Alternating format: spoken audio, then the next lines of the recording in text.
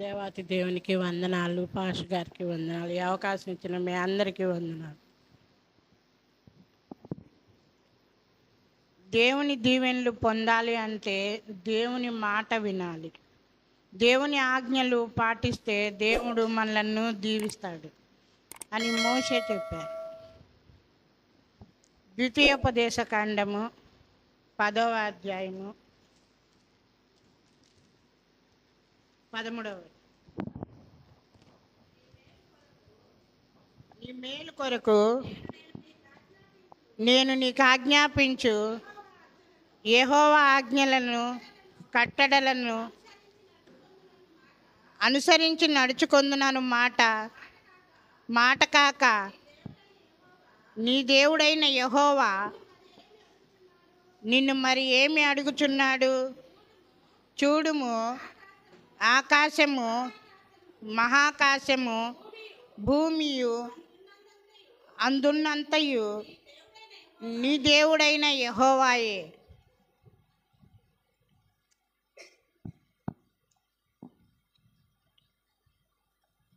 దేవుడి ఆజ్ఞలలో మనకి కావాల్సినవి అన్నీ మంచివిగా ఉంటాయి. ద్వితీయోపదేశ కాండము 11వ అధ్యాయము 27వ.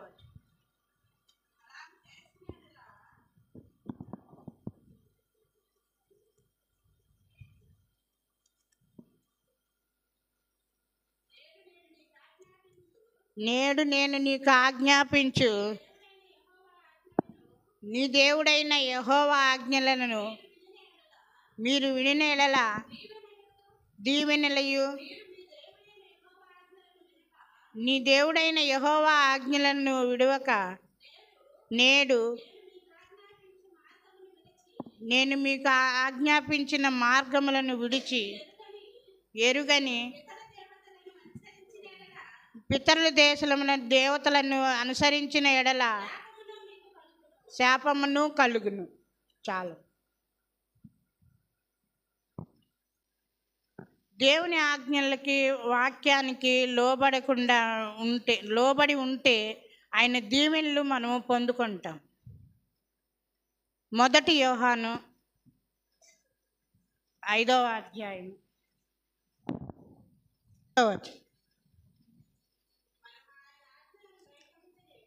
మనం ఆయన ఆజ్ఞలను గైకొనుటయే దేవుని ప్రేమించుట.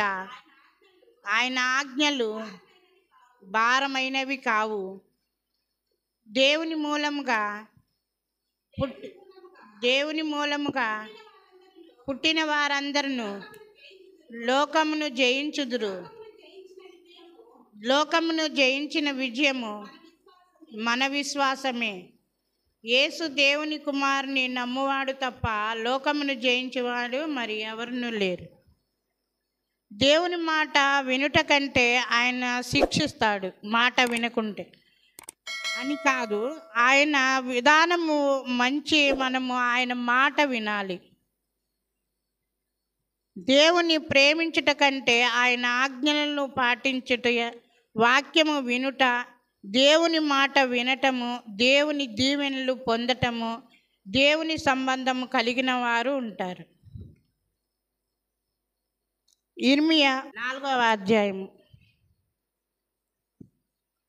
1 నుంచి.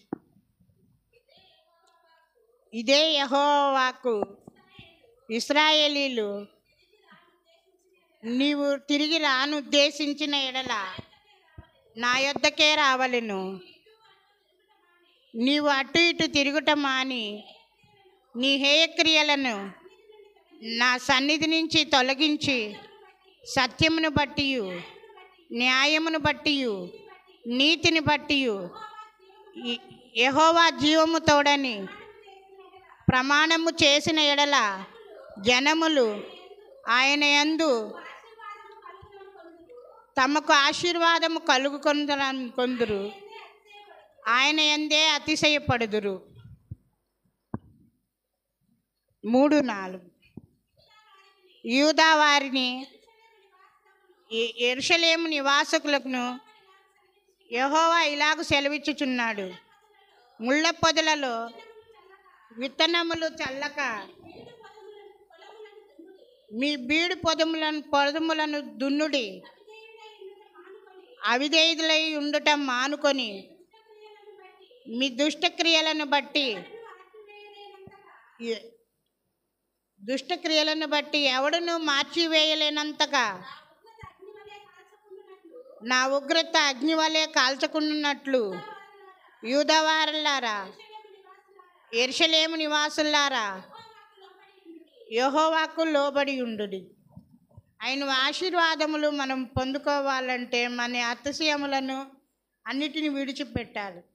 ముళ్ళ పొదల్లో వేసిన విత్తనములాగా కాకుండా బీడు పొదముల్లో దున్నుడి.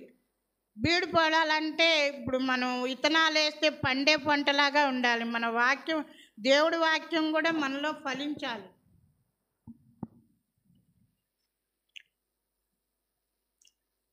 కీర్తనలు 103.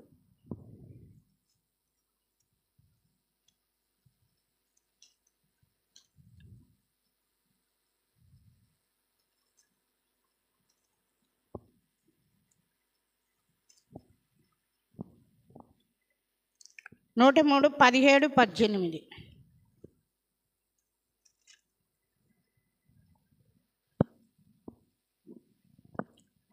ఆయన నిబంధనను గైకొనుచు ఆయన కట్టడలను అనుసరించి నడుచుకొని వారి మీద, యెహోవా యందు భయభక్తులు గల వారి మీద ఆయన కృప యుగయుగములు నిలుచును. ఆయన నీతి వారికి పిల్లల తరమున నిలుచును. ఆయన యందు భయభక్తులు గల వారి యందు ఆయన కృప నిరంతరము మన మీద నిలిచి ఉంటుంది. మనం దేవుని భయముతో నడుచుకోవాలి. కీర్తనలు 104, 6. ఆయన చేసిన 105. ఆయన చేసిన సూచక క్రియలను, నోటి తీర్పులను జ్ఞాపకము చేసుకొనుడి. ఆయన దేవుడైన యెహోవా, ఆయన తీర్పులు భూమి అంతటా జరుగుచున్నవి. దాన్ని సెలవిచ్చిన మాటను 1000 తరముల వరకు అబ్రహాముతో తాను చేసిన నిబంధనను, ఇస్సాకుతో తాను చేసిన ప్రమాణమును నిత్యము ఆయన జ్ఞాపకము చేసుకొనును. వారి సంఖ్య కొద్దిగా నుండుటను ఆ కొద్ది మంది ఆ దేశమందు పరదేశులై ఉండుటను కొలవబడిన స్వాస్యముగా కనాను దేశమును మీకు ఇచ్చేదనని ఆయన సెలవిచ్చాను. చాలా ఆయన నోటి తీర్పుల వలన జ్ఞాపకం చేసుకోవాలి.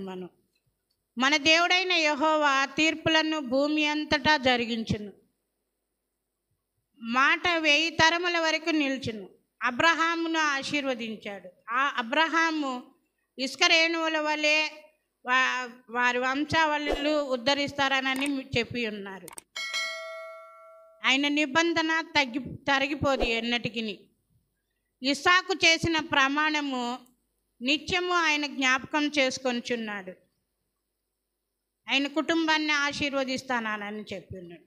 స్వాస్యముగా కనాను దేశమును ఇచ్చి ఉన్నాడు.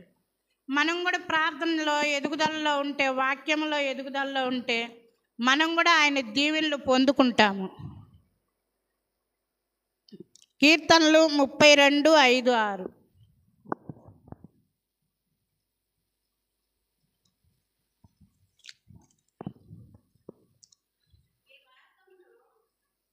కీర్తనలు 32, 5, 6. నా దోషమును కప్పుకొనక నీ ఎదుట నా పాపములు ఒప్పుకొంటిని. యెహోవా సన్నిధిని అతిక్రమములను ఒప్పుకొందుననుకొంటిని. నీవు నా పాప దోషములను పరిహరించి ఉన్నావు. కావున నీ దర్శన కాలమందు భక్తి గల వారందరూ నిన్ను ప్రార్థన చేయుదురు. మన దోషములన్నీ పోవాలంటే, మన పాపములన్నీ పోవాలంటే ఆయన ఎదుట మనం పాపములన్నీ ఒప్పుకొని, మన అతిక్రమములు ఒప్పుకొని విడిచిపెట్టేవిగా ఉండాలి.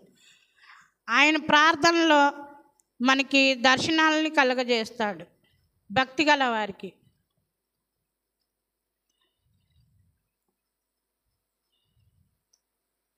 మొదటి యోహాను 3వ అధ్యాయం 19వ వచనం. ఇందువలన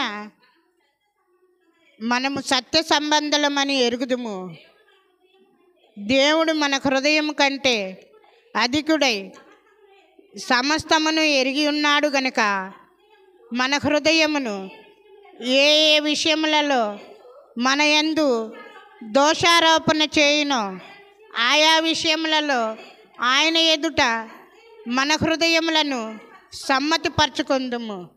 ప్రియులారా, మన హృదయము మన యందు దోషారోపణ చేయని ఎడల దేవుని ఎదుట ధైర్యము గలవారమై అగుదుము.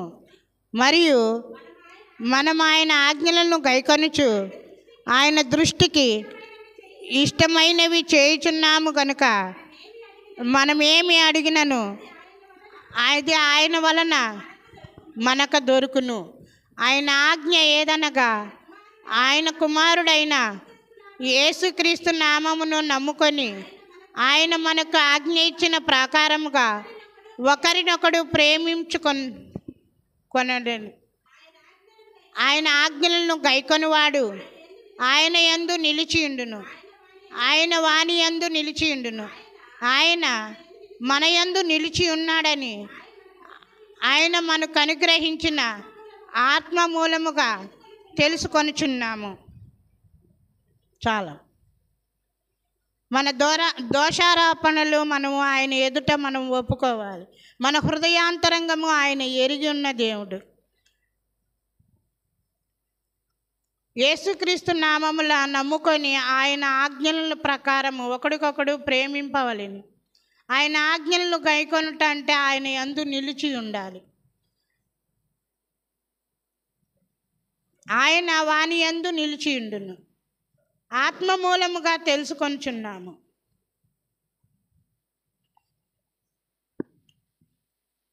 యెషయా గ్రంథము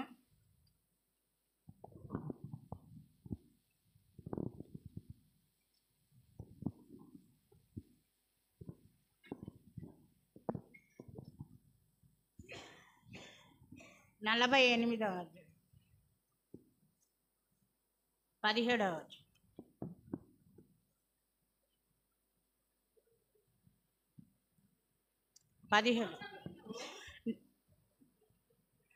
48వ అధ్యాయం 17వ వచనం. నీ విమోచకుడును ఇశ్రాయేలీయుల పరిశుద్ధ దేవుడనైన యెహోవా ఇలాగు సెలవిచ్చుచున్నాడు, నీకు ప్రయోజనము కలుగునట్లు నీ దేవుడైన యెహోవానగు నేనే నీకు ఉపదేశము చేయుదును. నీవు నడవలసిన త్రోవను నిన్ను నడిపించుదును. నీవు నా ఆజ్ఞలను ఆలకింపవలెనని నేనెంతో కోరుచున్నాను. ఆలకించిన ఎడల నీ క్షేమము నది వలనే, నీ నీతి సముద్ర తరంగము వలె ఉండును. నీ సంతానము ఇసుక వలె విస్తారమగును. నీ గర్భఫలము దాని రేణువుల వలె విస్తరించును. వారి నామము నా సన్నిధి నుండి కొట్టివేయబడదు.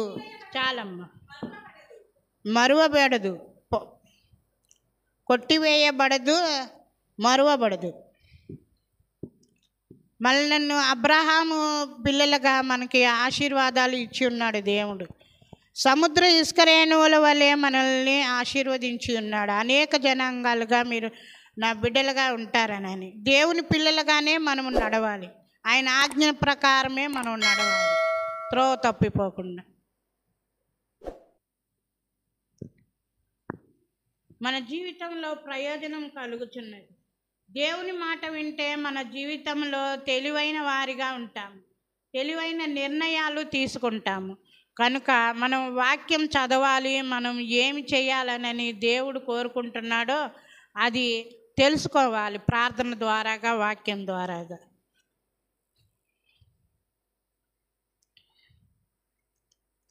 లూకా సువార్త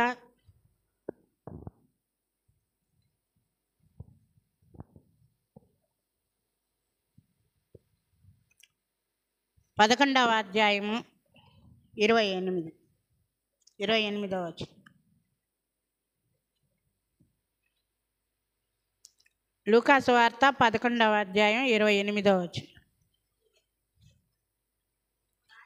ఆయన అవును కానీ దేవుని వాక్యము విని దానిని గైకొని వారు ధన్యులనని చెప్పాను. చాలా దేవుని వాక్యము సంతోషంతో ఉంటుంది.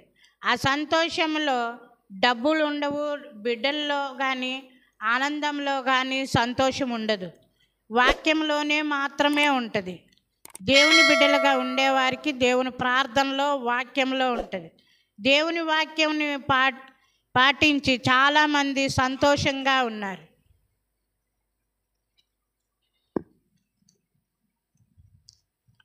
స్పెయిన్ దేశంలో ఉన్న వెస్లీ అను వ్యక్తి ప్రతి విషయంలోనూ గొప్పవాడు, భార్య మీద కోప్పడేవాడు.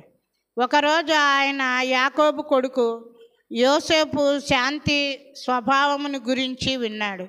తనకు అన్యాయం చేసిన వారిని క్షమించడం విన్నాడు. తనకు అన్యాయం చేసిన వారిని క్షమించడం చదివాను.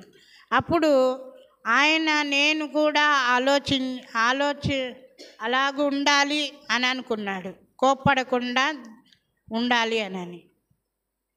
అతను వాక్యము చదువుట ద్వారా సమాధానము అను ఆశీర్వాదము పొందుకున్నాడు. దేవుని మాటలు వినుట ద్వారా మన కుటుంబానికి జ్ఞానము, సంతోషము, సమాధానము అను ఆశీర్వాదాలు మనము పొందుకుంటూ ఉండాలి. దేవుడి ఈ వాక్యంను దీవించుగాక.